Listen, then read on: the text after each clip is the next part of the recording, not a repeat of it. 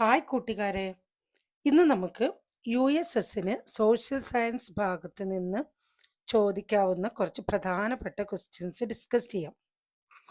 First question നോക്കിയേ.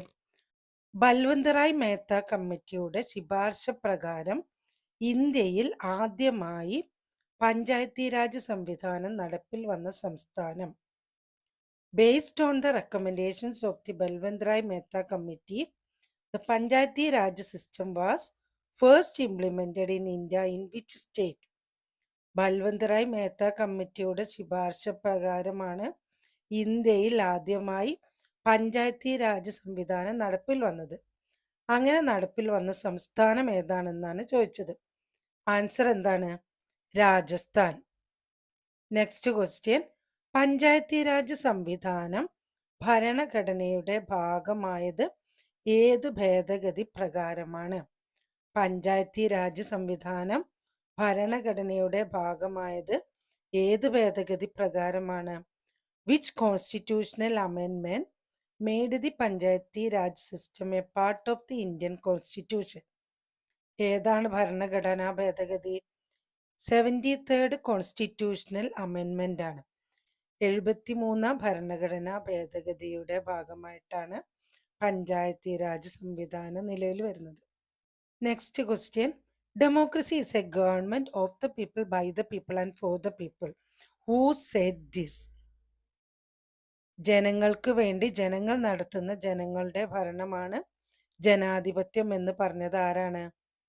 Abraham Lincoln ആണ്. Democracies of the people by the people for the people എന്ന് പറഞ്ഞത് Abraham Lincoln. Voting പ്രായം 21 വയസ്സിൽ നിന്ന് 18 ആയി കുറച്ച വർഷം. ഏത് വർഷമാണ്? മുൻപ് വോട്ടിംഗ് പ്രായം 21 വയസ്സായിരുന്നു. 21 വയസ്സിൽ നിന്ന് ഇപ്പോൾ വോട്ടിംഗ് പ്രായം 18 വയസ്സാണ്. അങ്ങനെ കുറച്ച വർഷം ഏതാണ്? The year in which the voting age was reduced from 21 to 18. ഏത് വർഷമാണ്?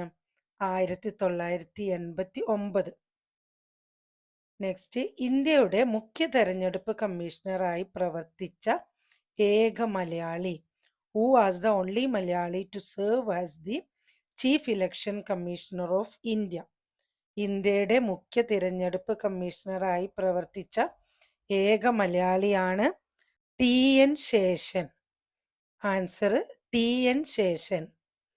ഇന്ത്യൻ ഭരണഘടനയുടെ ഏതു ഭാഗമാണ് മൗലികാവകാശങ്ങളുമായിട്ട് ബന്ധപ്പെട്ടിരിക്കുന്നത്? Which part of the Indian constitution deals with the fundamental rights? മൗലികാവകാശങ്ങൾ അല്ലെങ്കിൽ ഫണ്ടമെന്റൽ റൈറ്റ്സുമായി ബന്ധപ്പെട്ട ഭരണഘടനയുടെ ഭാഗമാണ് ഭാഗം 3. ഭാഗം 3 അല്ലെങ്കിൽ part 3 of the constitution deals with fundamental rights.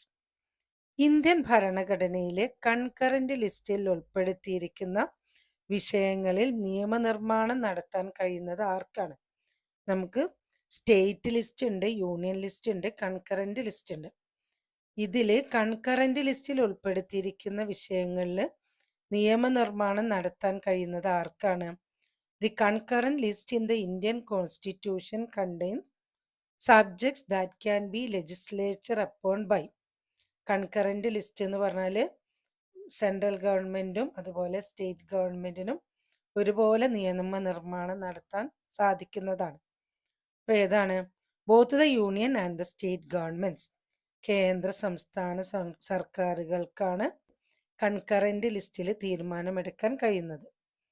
ഒരു ലിഖിത ഭരണഘടന നമ്മളുടേത് റിട്ടൺ കോൺസ്റ്റിറ്റ്യൂഷനാണ്. ഇപ്പോൾ ബ്രിട്ടൻ്റെ ഒന്നും പോലെയല്ല, ഇന്ത്യൻ ഭരണഘടന റിട്ടൺ കോൺസ്റ്റിറ്റ്യൂഷനാണ്. അതായത് ലിഖിത ഭരണഘടനയാണ്, ഒരു എഴുതപ്പെട്ട ഭരണഘടനയാണ്.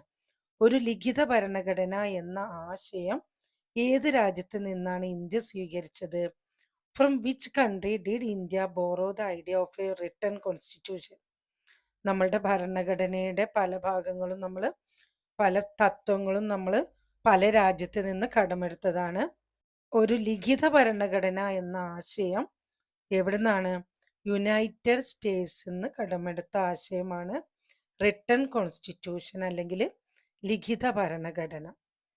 ഇന്ത്യൻ ഭരണഘടനയുടെ എത്രാമത്തെ ഭേദഗതിയാണ് ചെറു ഭരണഘടന എന്ന പേരിൽ അറിയപ്പെടുന്നത്? വിച്ച് അമെൻമെന്റ് of the Indian constitution is known as the mini constitution? ഒരുപാട് ഭരണഘടനാ ഭേദഗതികൾ നടന്ന ഒരു കോൺസ്റ്റിറ്റ്യൂഷൻ ഭേദഗതിയാണ് ഈ ഭേദഗതി. അപ്പൊ അതിനെ നമ്മൾ ചെറു ഭരണഘടന എന്നും കൂടെ പറയുന്നു. അപ്പൊ ഇന്ത്യൻ ഭരണഘടനയുടെ ഏത് ഭേദഗതിയാണ് നമ്മൾ ചെറു ഭരണഘടനാ ഭേദഗതി അല്ലെങ്കിൽ മിനി കോൺസ്റ്റിറ്റ്യൂഷൻ എന്ന് പറയുന്നത്? 42ാമത്തെ ഭരണഘടനാ ഭേദഗതിയാണ് നമ്മൾ മിനി കോൺസ്റ്റിറ്റ്യൂഷൻ അല്ലെങ്കിൽ ചെറു ഭരണഘടന എന്ന് പറയുന്നത്. ഒരുപാട് ഭേദഗതികൾ നടന്നിട്ടുണ്ട് ഈ 42ാം അമെൻമെന്റിൽ. അതുകൊണ്ട് തന്നെ ഇതിനെ നമ്മൾ മിനി കോൺസ്റ്റിറ്റ്യൂഷൻ എന്ന് പറയുന്നു. Last question. മതസ്വാതന്ത്ര്യത്തിനുള്ള അവകാശം ഇന്ത്യൻ ഭരണഘടനയുടെ ഏത് ആർട്ടിക്കിൾ പ്രകാരമാണ് ഉറപ്പ് നൽകുന്നത്? The right to freedom of religion is guaranteed under which article of the Indian Constitution? മതസ്വാതന്ത്ര്യത്തിനുള്ള അവകാശം എന്നുള്ളത് ഭരണഘടനയുടെ ഏത് ആർട്ടിക്കിളാണ് പറയുന്നത്? ആർട്ടിക്കിൾ 25 ആണ്. ആർട്ടിക്കിൾ 14 തൊട്ട് 35 ഒക്കെ ഫണ്ടമെന്റൽ റൈറ്റ്സിൽ പെട്ടതാണ്. Right to equality, right to freedom, right against exploitation, right to freedom of religion എന്ന് പറയുന്ന, അതായത് മതസ്വാതന്ത്ര്യത്തിനുള്ള അവകാശം എന്ന് പറയുന്ന ആർട്ടിക്കിള്, ഇത് ഫണ്ടമെന്റൽ റൈറ്റ്സിന്റെ ഭാഗമായിട്ടുള്ള ആർട്ടിക്കിളാണ്. ആർട്ടിക്കിൾ 25 മതസ്വാതന്ത്ര്യത്തിനുള്ള അവകാശം നൽകുന്നത്. ഇനി നമുക്ക് അടുത്ത ഭൂപടവുമായി ബന്ധപ്പെട്ട ലെസണിലെ കുറച്ച് ക്വസ്റ്റ്യൻസ് നമ്മൾ അടുത്ത ക്ലാസ്സിൽ നമുക്ക് ഡിസ്കസ് ചെയ്യാം. അതുവരെ എല്ലാവരും നന്നായിട്ട് പഠിക്കുക.